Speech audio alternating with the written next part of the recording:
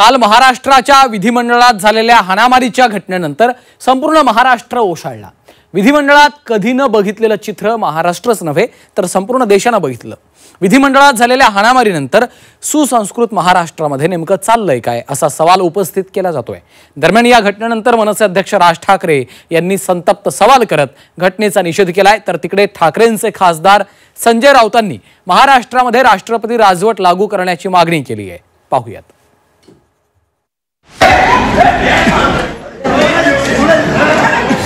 दरोड्यातले आरोपी काल विधान भवनाच्या लॉबीत होते।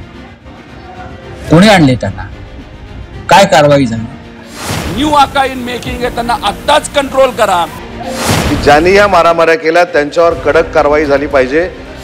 ज्या आमदारांनी त्याला आणलं असेल त्या आमदारावर कारवाई झाली पाहिजे। विधिमंडळात पडळकर आव्हाडांच्या कार्यकर्त्यांमध्ये झालेल्या तुफान मारहाणीनंतर महाराष्ट्रात चांगलंच राजकारण पेटलंय। आमदारांच्या कार्यकर्त्यांनी विधिमंडळाच्या लॉबीत घातलेल्या राड्यानंतर मनसे अध्यक्ष राज ठाकरेंनीही संताप व्यक्त केलाय। काय अवस्था झालीय महाराष्ट्राची असा संतप्त सवाल करत राज ठाकरेंनी विरोधी आणि सत्ताधारी पक्षाच्या नेत्यांवर टीकास्त्र डागलंय। एवढंच नव्हे तर या घटनेनंतर राज ठाकरेंनी राज्य सरकारला देखील गर्भित इशारा दिलाय। काल विधान भवन परिसरात सत्ताधारी पक्षाचे आमदार आणि विरोधी पक्षातील आमदारांच्या कार्यकर्त्यांमध्ये तुफान हाणामारी झाल्याची चित्रफीत पाहिली। ही चित्रफीत पाहून मला खरंच प्रश्न पडला, काय अवस्था झाली आपल्या महाराष्ट्राची? सत्ता हे साधन असावं, साध्य नाही याचा विसर पडल्यामुळे वाटेल त्या लोकांना पक्षात घ्यायचं, त्या लोकांचा वापर इतर पक्षातील ज्येष्ठ नेत्यांवर गलिच्छ शेरेबाजी करण्यासाठी करायचा आणि पुन्हा राजकीय साधनशुचितेच्या गोष्टी बोलायच्या।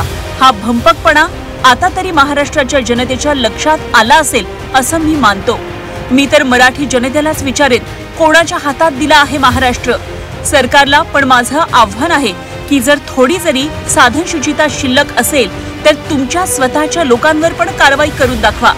जर ती तुम्हाला करायची नसेल तर हरकत नाही, मग मात्र मुजोर मराठी द्वेष्ट्यांना माझे महाराष्ट्र सैनिक हात सोडून सरळ करतील तेव्हा आम्हाला अक्कल शिकवू नका। विधिमंडळाचे नियम कायद्यांना डावलून अशा प्रकारे मारहाण करणं कितपत योग्य आहे असा सवाल देखील आता विचारण्यात येतोय। या राड्यानंतर विरोधकांनी थेट पडळकरांना लक्ष केलंय। सांगलीत एक नवीन आका तयार होतोय, त्यामुळे या आकाला कंट्रोल करा अशी मागणी त्यांनी केली आहे। तर सत्ताधाऱ्यांनी देखील मारहाण करणाऱ्यांवर कठोर कारवाई करण्याची मागणी केली आहे। जे आका टाइपचे लोक आहेत, बीड मध्ये एक आका होता, आता सांगलीमध्ये एक आका तयार झालेला आहे आणि त्याला असं वाटतं की विधिमंडळ सुद्धा त्याचं एक साम्राज्य आहे आणि तिथे येऊन तो कसाही वागू शकतो। अशा प्रकारे आमच्या नेत्यांवर, कार्यकर्त्यांवर, लोकांवर जर तुम्ही काय करणार असाल, गरिबाच्या जमिनी तुम्ही घेणार असाल, तुमच्या समाजाच्या गरीब लोकांच्या जमिनी तुम्ही जर तिथं बळकवणार असाल तुमचे कार्यकर्ते, हे आम्ही खपवून घेणार नाही। त्यामुळे हे जे न्यू आका इन मेकिंग आहे त्यांना आत्ताच कंट्रोल करा। कोण कोणाचे कार्यकर्ते होते, कुठच्या पक्षाचे होते याच्याशी कुठच्याही सदस्यांचा संबंध असेल असं मला वाटत नाही।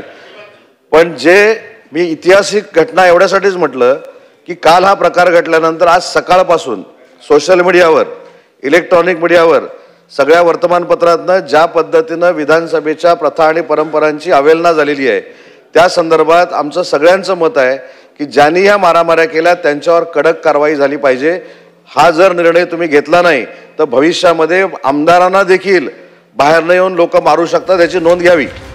कार्यकर्त्यांसह ज्या आमदारांनी त्यांना विधान भवनामध्ये आणलं त्यांच्यावर कडक कारवाईची मागणी नाना पटोलेंनी केली आहे। ते झालेली घटना ही दुर्दैवी असून कडक कारवाई करण्यात यावी अशी सर्वांचीच भावना असल्याचं मत एकनाथ शिंदेंनी व्यक्त केलंय।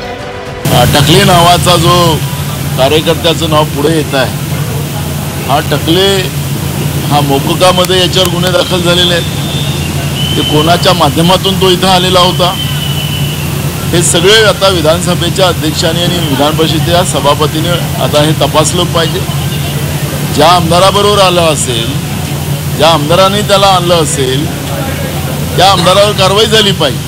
काल झालेली घटना अतिशय दुर्दैवी आहे आणि विधानसभेच्या सभागृहाच्या या प्रिमायसेसमध्ये आतापर्यंत अशी घटना घडली नव्हती। हे सार्वभौम सभागृह आहे, याचं पावित्र्य सगळ्यांनी राखलं पाहिजे आणि झालेली घटना अतिशय दुर्दैवी आणि अक्षम्य आहे आणि त्या बाबतीमध्ये मुख्यमंत्री महोदयांनी देखील गांभीर्याने घेतलंय, अध्यक्ष महोदयांनी देखील गांभीर्याने घेतलेला आहे आणि नक्कीच यावर कडक कारवाई करावी अशा प्रकारची सगळ्यांचीच भावना आहे.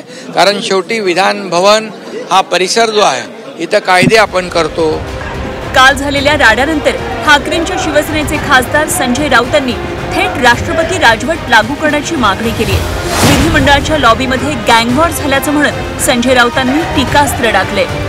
काल गँगवॉर झाला, विधान भवनात गँगवॉर झाले. मी सभागृहात म्हणत नाही, विधान भवनामध्ये गँग होती. परिसराला आपण भवन म्हणतो. विधान भवनामध्ये काय टोळी युद्ध झालं.